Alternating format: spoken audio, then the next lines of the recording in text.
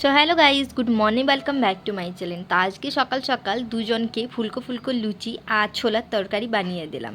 দুজনেই খেতে বসে গেছে। এদের আর খাবারে আমি পারি না, দুজন খেতে বসে ঝামেলা করছে, বলছে আমার বড় আর ওর বড়।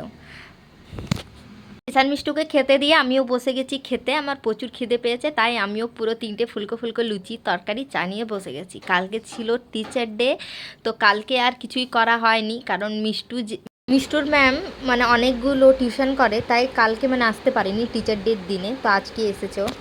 মিষ্টুকে ডেকেছে আজকে আজকে চকলেট আর একটা পেন কিনে রেখেছে, আর মিষ্টুর ম্যাম ওর জন্য টিফিন দেখো কিছু।